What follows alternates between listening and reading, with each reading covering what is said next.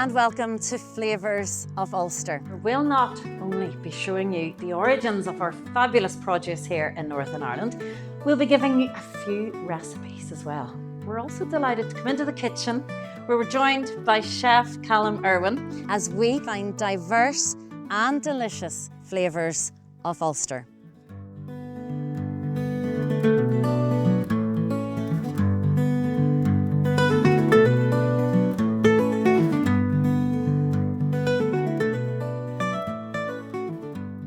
Welcome to Flavours of Ulster from a very windy Limavady here at Benevna Mountain.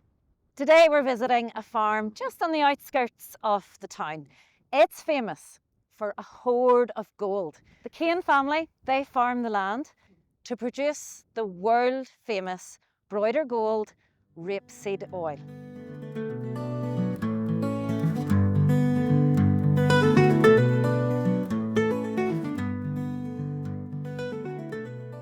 So we are here now, nestled beneath Benevna Mountain, cozied up inside in the beautiful countryside outside on the farm. And I'm joined now by Leona Kane.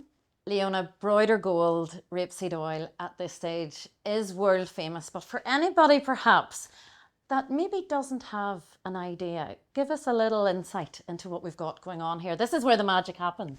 Eve, you're very welcome here to Broighter Gold. We're a small family farm. Broighter Gold started around 14 years ago. There's a wealth of history behind that to start with, which we'll go into more detail later on. We started off pressing rapeseed oil on our farm by accident. It was never planned. So at the same time we were renovating our farmhouse, we had just installed our range cooker. We had no olive oil, which we had always used instead of lard or cooking fat. And Richard brought me up some of the rapeseed oil that he had pressed to make the biodiesel. And I thought, oh my word, it's going to ruin our first 2 steaks that we ever put in this cooker.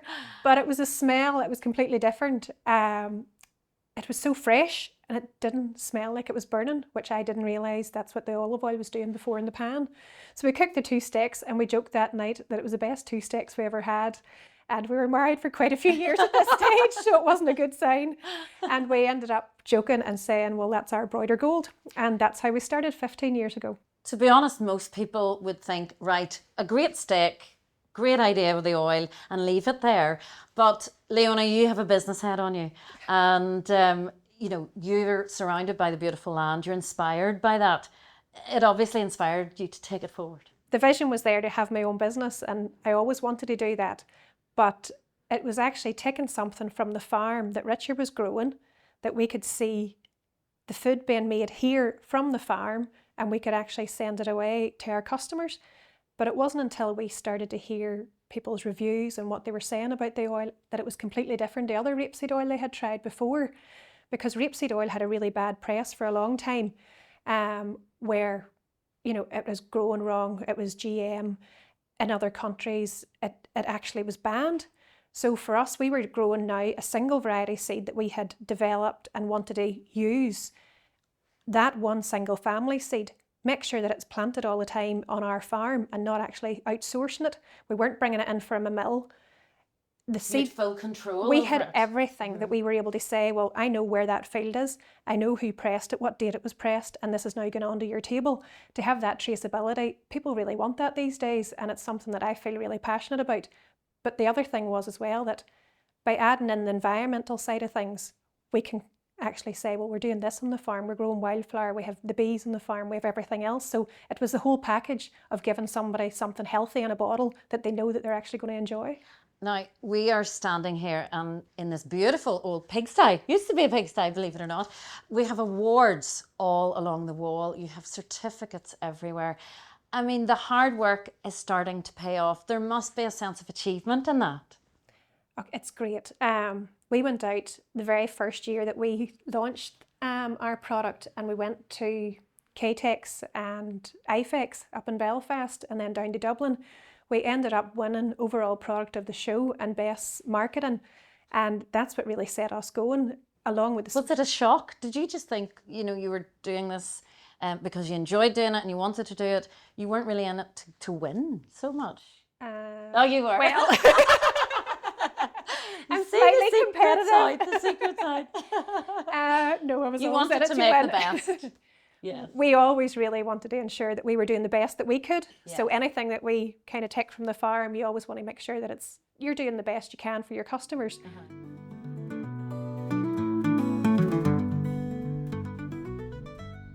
Richard, we're standing here on your farm. Beautiful, beautiful scenery all around us. It's a big farm you have here. What size? I mean, what acreage have you here? We have 400 acres in this square around the farm here, and then we rent another bit of ground, similar ground up and behind the airport.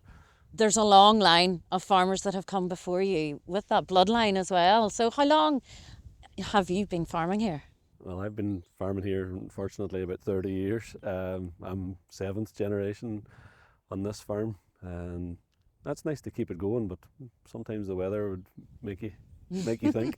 7th generation, I mean, you've a connection there to the land, without a doubt. There is, that's been a long stand here. This ground we're all standing on is close to sea level. It's all reclaimed, so that's nice to keep it going. Now, talking about reclaimed, the Broighter Gold hoard, I mean, it sounds like something you would read in a book, but to have it here on the farm, tell us a wee bit more about that. In 1896, the Broighter Gold was found in this farm.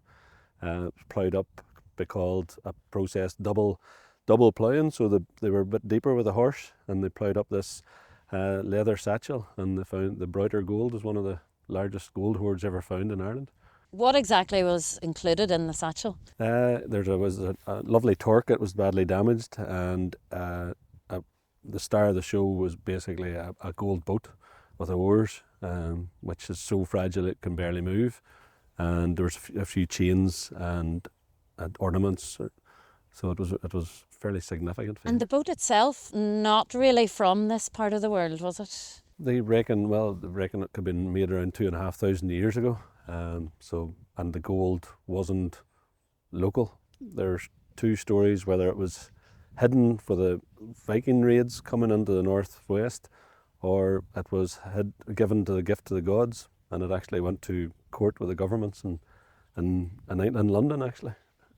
You didn't win yourself. It's not still here on the farm. No, I take it. Unfortunately not. I've been out with a metal detector, but it's down in Dublin Museum now, and it's one of their pride and places. So what did they have to do with the satchel? I mean, I can imagine if you've just found a bag of gold, the last thing you want to do is hand it over. Well, that's what the ploughman did. He handed it over to the farm owner at the time, and he then I think sold it to a jeweller in Derry. So there's a whole history in that.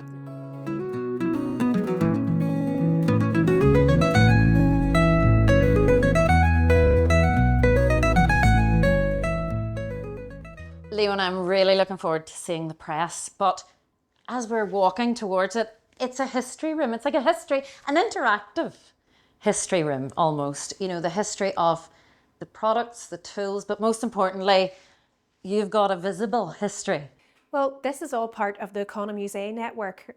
We were asked to be part of it. So we are the second UK Economusée, teaching people about the Broighter Gold, but then about our own history over the last few years. We can talk about it as well. And then at the end, there's somewhere for them to taste and actually buy it at the end as well.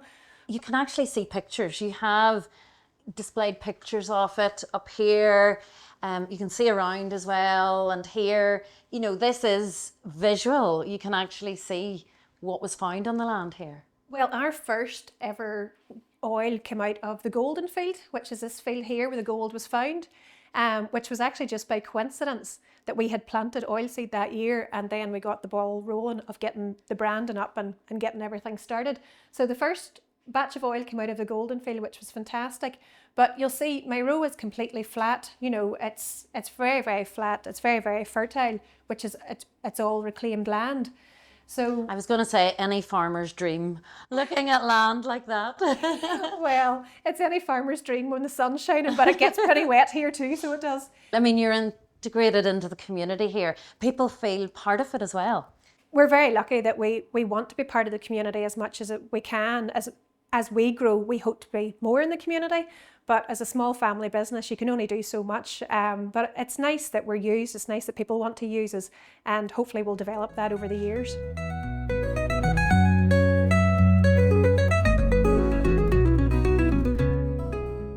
the land, it's more than finding gold, finding treasure. You get your living from the land. Barley and wheat. I mean, barley and wheat, a huge percentage of arable crops in Northern Ireland. About 80% is it usually around barley and wheat? Yes. And then How many acres would you have here in the farm? yeah, we've about 600 acres of barley and wheat, and then another 150 of oilseed. And then we've started carrots within the last Yeah. 4 years as well. I love the sound of all of that. But talking about the barley and wheat, I mean, now we can make so many things with the barley and wheat, and so many different breads, beers, everything's so popular. But back in the day, I mean, what traditionally would it have been used for, the barley and wheat? Barley would have probably been just animal feeds back then, and the wheat would have been probably used for breads and animal feed as well, for certain animals like the higher protein in wheat. Well, the thing about it is as well, you talked there a wee bit about the weather, and, you know, people have to diversify. And in a way, you have diversified more than most people by taking on the Broighter Gold Rapeseed Oil as well. Yeah, we just try and have crops ready at different intervals throughout the supposed summers, from July till September, to try and spread the risk, and that'll keep everything moving. This kind of shows you the story. So you sow it usually August, and then it grows. Combine goes in, you get the seed, the drying sheds, which we haven't seen any of those. It gets pressed and then bottled from there. So that's the process of it. Brilliant. Oh, that's the pellets then for the animal feed, is it? So that's the pellets. So this is actually the seeds here. So it's just tiny wee black seeds. They're like peppercorns, and that's what we actually press. There's about 30% oil content inside that. Oh. Well, there's about 40%. We take about 30% out, and that's what the press does whenever it's cold pressing. Oh, so that is where the name comes from, cold press. Yeah. The oil goes in through the wall, and the cake comes out the front, and the cake Wow. goes for high protein animal feed. Uh-huh. So it would go for cattle or be mixed in with hen feed and things like that, because oil seed is actually really good for the yolk and the eggs. Who knew? There you go. Who knew?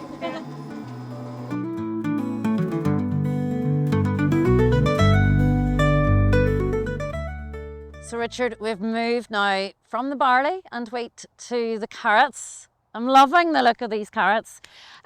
This is a huge field you have here. How many acres would you have of carrots on the farm? In total, we have about 35 acres of carrots. We just started 4 years ago. Oh, so it's kind of new to you then? Very new, yep. The first day of COVID, I bought some carrot machinery just to keep us busy. Keep you busy. And how have you noticed the difference then between, say, the harvesting of carrots and something you would have been really familiar with the barley and wheat, the harvesting of it? That's one of the reasons why I went into it, because it really ties in well with, once the barley harvest's finished, we start into carrots. It means we can keep employment full time and keep the machines moving in the winter time, because the barley, we don't do anything for barley in the winter time. So like the oil, it's a health thing, and the carrots, they're all good. There's nothing bad about a carrot so far. Well, the thing is, we're all spending that much money on supplements and, you know, making sure we eat the right this and that. You've something there in your hand. I mean, you've got your vitamins A, your K, your E. You're talking about your bone health, your eye health, you know, even your skin, you know? Yeah, no, that's why farmers all look so, you know, young and... eyesight. So no, they're, as I say, they have a great healthy profile, and it's an easy sell.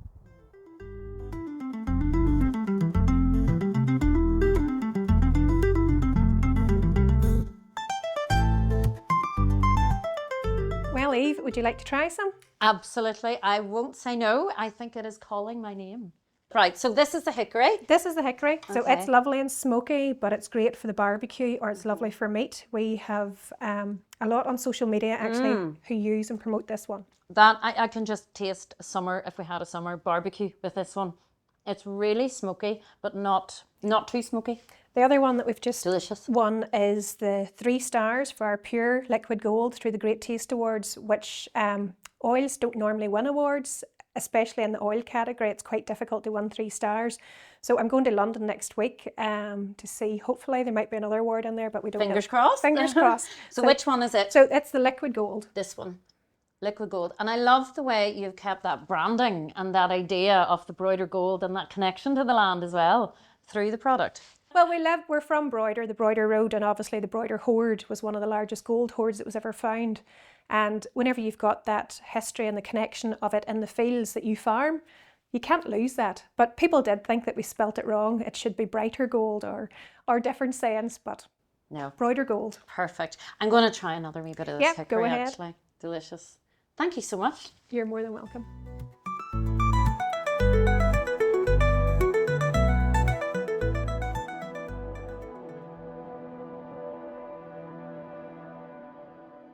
We're now inside. We've been hearing all about this amazing product and probably one of our, underappreciated industries when we're talking about fisheries and seafood. And we are surrounded by the sea in Northern Ireland. So what a piece of fish we have in front of us, Callum. Gorgeous. Beautiful side of salmon here. Yep, it's from Glenarm. I'm up the Antrim coast there. We're very blessed to have so many good seafood products. We've also got this dish with a langoustine bisque. So we've got our langoustine shells from Portavogie, normally a waste product, but we've utilised it into a beautiful ingredient. Got another lovely local product. So we've got the Broighter Gold Oil, which will pair beautifully with our salmon. I'm just about to pick my last couple of bones out here, Eve. Now, if you've a really good fishmonger, Yes. you don't have to worry too much about this. But I mean, you just kind of keep a wee eye. Yes, well, we don't want to get any bones in our dish, so you can see the kind of the run here, the little fat, so that's where the bones normally stay. I'll always just run my thumb along there, make sure I'm not getting spiked, and I think at this stage I've got them all, which is great. Fabulous. So what are we having with the salmon? So today we have Glenarm salmon. I'm just going to pan fry it, run it through the oven, finish with a wee bit of butter and lemon. We've got local potatoes, which I have boiled, crushed down with a bit of dill, chive, shallot, lemon zest, and a wee bit of olive oil. We also have bisque, which I've had cooking for about 24 hours.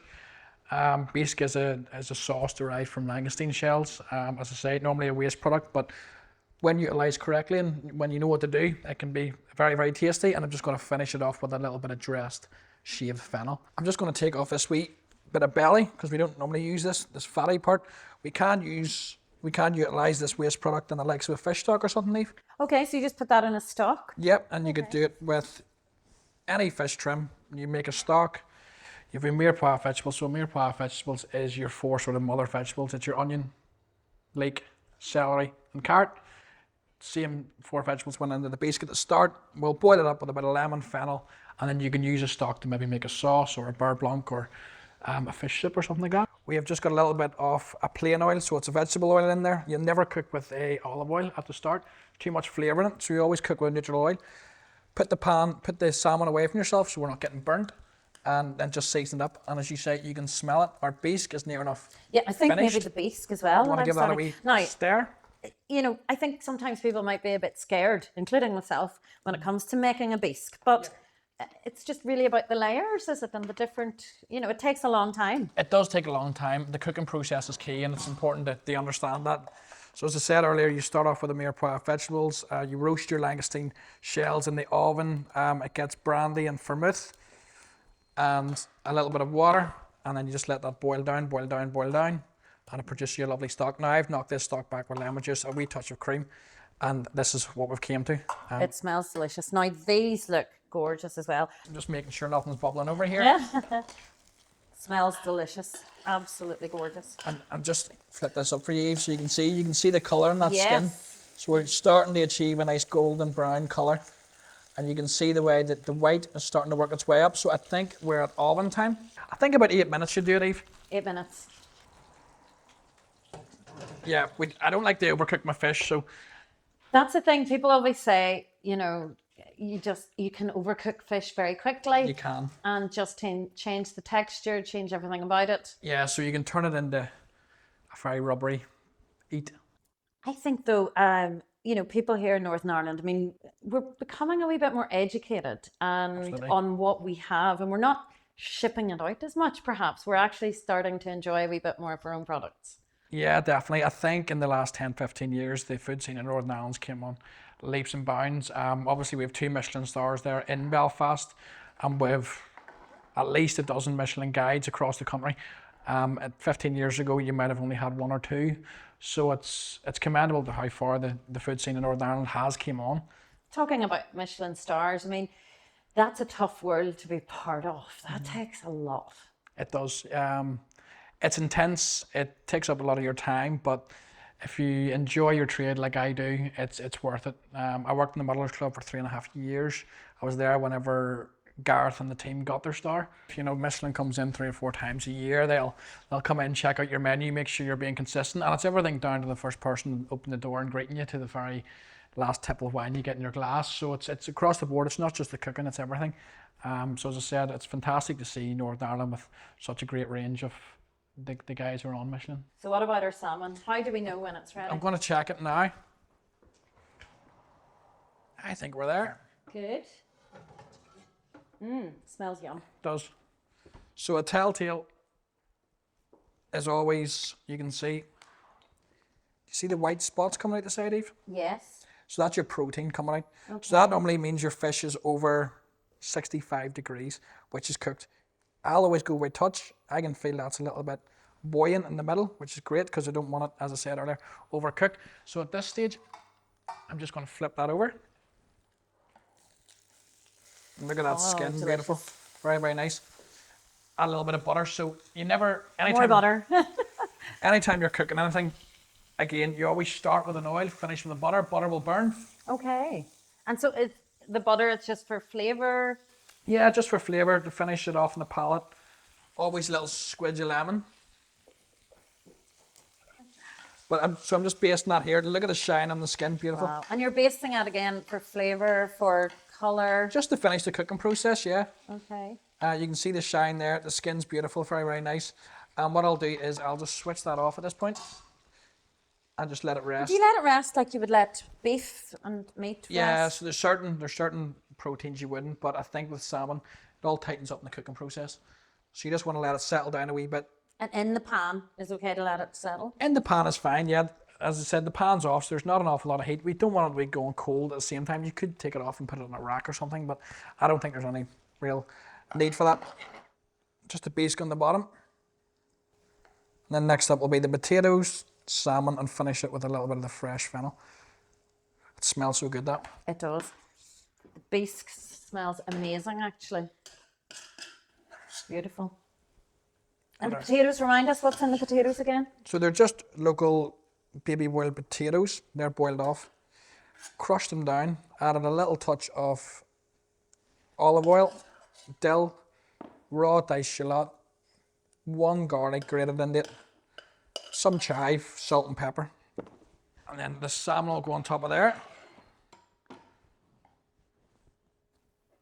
Now, it is a real personal thing, isn't it, whether people eat the skin or not? Yes, but I think the likes of salmon, because the skin can be so dry, you would eat it. Whereas the likes of halibut, because it's a flat fish, it's very, very tough because the skin's used so much. So I would always take it off a salmon. A halibut. And then This is lovely. So what's this? Remind us just what a this little bit is? of shaved fennel, so a little bit of olive oil, lemon juice, and salt on there, and that'll just give it a little bit of bite to the dish and a little bit of freshness. And I think we're good to go. That looks great. And that's us? Yep, lovely.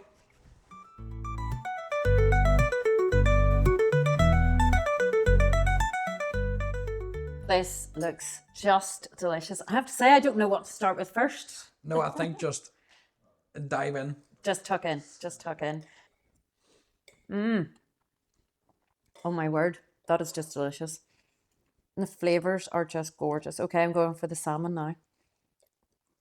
And the bisque is beautiful as well. Thank you. It's not heavy, No, you know, and it just fits perfectly with it. And it is so fresh. And the salmon tastes like salmon. It's not masked by the bisque. It's see really the way the salmon's just complements it. flaking apart there as well. That's when you know your cook's pretty good. That's when you know, yes, when the chef has done a good job. Yes, thank you.